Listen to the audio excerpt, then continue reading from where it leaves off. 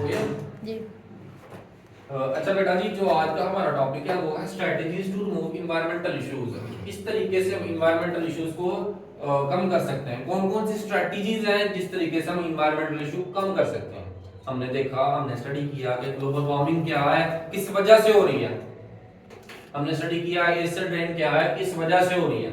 ये जो बेमौसमी बारिशें हो रही हैं किस वजह से हो रही हैं। ठीक है, हमें पता है ये सारी की सारी आफतें इंसानों की अपनी पैदा करते हैं। जी। ठीक है, इंसानों की अपनी पैदा करते हैं। उनके अंदर हमारे पास जो सबसे ज्यादा काम है वो हम क्या करते हैं, फॉसिल फ्यूल्स का इस्तेमाल करते हैं।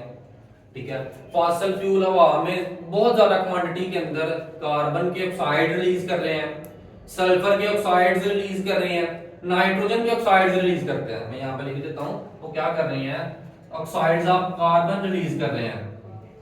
ठीक है, उसके साथ साथ ये ऑक्साइड्स ऑफ सल्फर रिलीज कर रहे हैं, उसके साथ साथ ये ऑक्साइड्स ऑफ नाइट्रोजन रिलीज कर रहे हैं। ये तीनों को तीनों जो ऑक्साइड्स हैं, इन तीनों कंपाउंड्स के ये तीनों को तीनों का अपना अपना नुकसान है। मिसाल के तौर के ऊपर oxide of carbon green house effect cause कर रहा है, oxide of sulphur and oxide of nitrogen acid rain पैदा कर रहे हैं। ठीक है, एसिड रेन के अपने अपने इफेक्ट्स हैं, ग्रीन हाउस के अपना नुकसान है। ठीक है, आज का जो हमारा टॉपिक है वो देखना है कि कौन कौन सी स्ट्रेटजीज हैं जिनके जरिए हम इन्वायरमेंटल इशू से काबू पा सकते हैं, इनको रिड्यूस कर सकते हैं। ठीक है, सो हमारी किताब में 4 स्ट्रेटजीज को डिस्कस किया गया होगा। ठीक है, पहली स्ट्रेटजी है वो ये कहते हैं कि ज्यादा से ज्यादा पौधे लगाएं। ज्यादा से ज्यादा क्या लगाएं, पौधे लगाएं, नेचुरल सोर्स से रिमूव करें इसको। पहला क्या कहते हैं, रिमूव बाय नेचुरल सोर्सेज। ठीक है, ज्यादा से ज्यादा पौधे लगाएं। अब पौधे लगाने के पीछे साइंस क्या है, पौधे लगाने के पीछे साइंस ये है कि जितनी ज्यादा हम पौधे लगाएंगे उतनी ही ज्यादा कार्बन डाइऑक्साइड इस्तेमाल होगी। क्योंकि पौधों को क्या करते हैं, पौधे कार्बन डाइऑक्साइड को इस्तेमाल करके अपनी खुराक बनाते हैं via process known as photosynthesis. ठीक है, पौधे फोटोसिंथेसिस के लिए अपनी खुराक तैयार करते हैं और oxygen as a by product देते हैं। सो जितने ज्यादा पौधे होंगे उतनी ज्यादा कार्बन डाइऑक्साइड की कंजप्शन होगी, उतनी ज्यादा कार्बन डाइऑक्साइड इस्तेमाल होगी और उतना ही कम ग्रीन हाउस इफेक्ट होगा। ठीक है, सो क्या करें, नेचुरल सोर्स से रिमूव करें, फोटोसिंथेसिस करवाएं।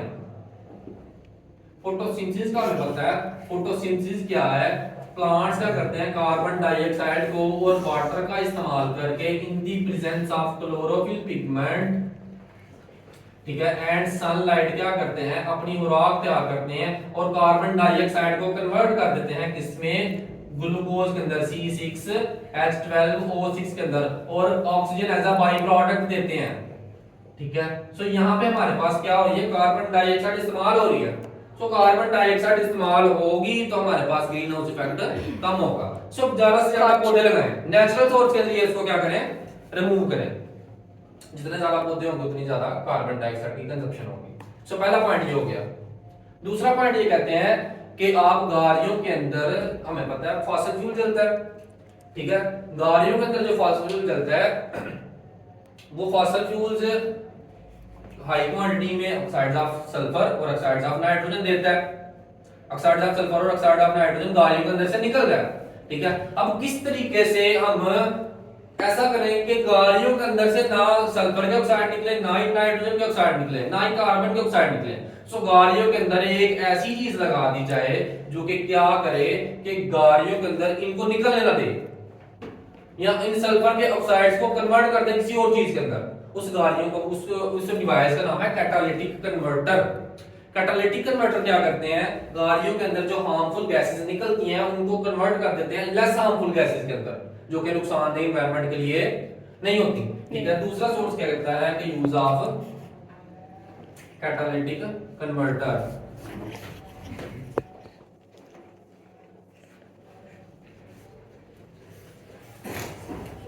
ठीक है, अब ये कैटालिटिक कन्वर्टर का काम क्या है, कैटालिटिक कन्वर्टर हार्मफुल गैसेस को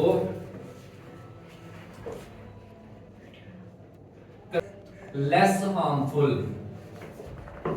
गैसेस में, ठीक है, ये काम कौन करता है, कैटालिटिक कन्वर्टर, ये गाड़ियों के अंदर लगे होते हैं, कार्स के अंदर, ठीक है। ये क्या करते हैं, हार्मफुल गैसेस को लेस हार्मफुल गैसेस में कन्वर्ट कर देते हैं। लाइक अगर कार्बन मोनोऑक्साइड है, ठीक है, जो कि ज्यादा हार्मफुल है, ये ऑक्सीजन के साथ मिलके इसको ऑक्सीडाइज करके कार्बन डाइऑक्साइड की तरह ऑक्सीडाइज कर देगी। अगर नाइट्रोजन के ऑक्साइड है, ठीक है, NO2 है, तो ये NO2 के ऑक्सीजन के साथ मिलके हमारे पास उसको नाइट्रोजन के अंदर ऑक्सीडाइज कर देगी, ठीक है। ऑक्सीजन के साथ मिलके उसको कन्वर्ट कर देगी किसके अंदर, हमारे पास कार्बन डाइऑक्साइड में प्लस वाटर वेपर्स में। सो ये वाली जो टॉक्सिक गैसेस है, carbon monoxide, nitrogen dioxide, methane gas, ठीक है, ये इनको लेस टॉक्सिक के अंदर कन्वर्ट कर रही है। ये काम किसका है? दो स्ट्रेटजीज तो ये होगी, एक by remove by natural sources और दूसरी स्ट्रेटजी होगी by use of catalytic converter, ठीक है। जो तीसरी स्ट्रेटजी है उसका नाम है फ्लू गैस डीसल्फ्राइजेशन प्रोसेस, ठीक है। तीसरी स्ट्रेटजी का क्या नाम है? फ्लू गैस डीसल्फ्राइजेशन प्रोसेस, ठीक है। Flue gas desulphurisation process. Flue gas जो हमारे पास जब हाइड्रोकार्बन को जला दिया जाता है, सो जो गैसेस उसके बाद निकलती हैं उन गैसेस को बोला जाता है फ्लू गैसेस। उनको क्या बोला जाता है? Flue gases. हमारे काम की चीजें जो हमने इस्तेमाल कर ली, उसके बाद जो अनबर्न चीजें हैं, ठीक है, जैसे अनबर्न हाइड्रोकार्बन या वो वाली जो गैसेस है जो कि उसके एज अ बाई प्रोडक्ट निकली, ठीक है जी, उन गैसेस को बोला जाएगा फ्लू गैसेस। फ्लू गैसेस का डीसल्फ्राइजेशन प्रोसेस का इस्तेमाल करके, ठीक है, डीसल्फ्राइजेशन क्या है कि सल्फर को रिमूव किया जाए किसी तरीके से, ठीक है। सो जो फ्लू गैसेस निकलेंगी उसके अंदर से सल्फर को रिमूव किया जाता है। इस प्रोसेस का नाम है फ्लू गैस डीसल्फ्राइजेशन प्रोसेस, ठीक हो गया जी। सो तीसरी स्ट्रेटजी क्या है कि हम फ्लू गैस की डीसल्फ्राइजेशन प्रोसेस के जरिए इन एनवायरमेंटल इशू को रिड्यूस कर सकते हैं। जो चौथी स्ट्रेटजी है वो ये है, इसमें तो डीसल्फ्राइजेशन की प्रोसेस से उन्होंने ये भी बताया हुआ है कि गवर्नमेंट को चाहिए कि इसके अल्टरनेटिव फ्यूल प्रोवाइड करें जिसके अंदर सल्फर ही मौजूद ना हो, ठीक है। सल्फर मौजूद ही ना हो, जब सल्फर मौजूद नहीं होगी तो सल्फर का ऑक्साइड ही नहीं बनेंगे। सो इसका अल्टरनेटिव फ्यूल बनाना चाहिए। लेट्स से हम यहाँ पे इस्तेमाल करते हैं गैसोलीन, इस्तेमाल करते हैं पेट्रोल, इस्तेमाल करते हैं। सो गवर्नमेंट को चाहिए कि कुछ ऐसे एफिशिएंट इंजन बनाए, ठीक है, ऐसा फ्यूल प्रोवाइड करें जो कि इसका अल्टरनेटिव हो, लाइक एथेनॉल की इंजन बनाया जाए, ठीक है, वो वाला इंजन बनाया जाए जो कि एथेनॉल को इस्तेमाल करे, वो वाला इंजन बनाया जाए जो कि बायोडीजल्स को इस्तेमाल करे, ठीक है, बायोडीजल को इस्तेमाल करें, ठीक है, ताकि सल्फर ही ना हो, सल्फर ऑक्साइड ना बने, ठीक है। पहला काम तो ये होना चाहिए कि इसका अल्टरनेटिव फ्यूल इस्तेमाल करना चाहिए। अगर ये ना हो तो तीसरा काम ये होना चाहिए कि फ्लू गैस का डीसल्फ्राइजेशन प्रोसेस हो। तो अगर डीसल्फ्राइजेशन प्रोसेस होगा तो हमारे पास हार्मफुल सल्फर डाइऑक्साइड हवा के अंदर रिलीज नहीं होगी, ठीक है। जो चौथी स्ट्रेटजी है वो इस हवाले से वो ये है कि आप रिन्यूएबल रिसोर्सेज की तरफ आ जाएं, ठीक है। पहली बात उन्होंने ये की ना कि आप जो है ना वो वाला फ्यूल इस्तेमाल करें जिसके अंदर सल्फर ही नहीं है। वो ये कहते हैं, चौथी बात में ये कह रहे हैं कि हमारे पास आप उन इस्तेमाल ही बंद कर दें, ठीक है, आप फॉसिल फ्यूल का इस्तेमाल ही बंद कर दें, आप रिन्यूएबल रिसोर्सेज की तरफ आ जाएं, ठीक है। सोलर एनर्जी का इस्तेमाल करें, इलेक्ट्रिकल व्हीकल चलाएं जो बैटरी पावर स्टेशन है, ठीक है, उनके ऊपर जाकर गाड़ियां चार्ज करें, ठीक है, और बैटरी पावर्ड व्हीकल्स का इस्तेमाल करें, ठीक है। आप फ्यूल का इस्तेमाल छोड़ दें, जितने भी रिन्यूएबल रिसोर्सेज हैं उनकी तरफ आए। बिजली की प्रोडक्शन है आप सोलर पैनल से करें, ठीक है, थर्मल पावर स्टेशन को छोड़ दें, ठीक है, वहां पे ना कोयला जलेगा, ठीक है, और ना ही ये हमारे पास ये ऑक्साइड्स हवा के अंदर रिलीज होंगे, ठीक है जी, ठीक है। चौथी स्ट्रेटजी में ये कहता है कि use of renewable resources, use of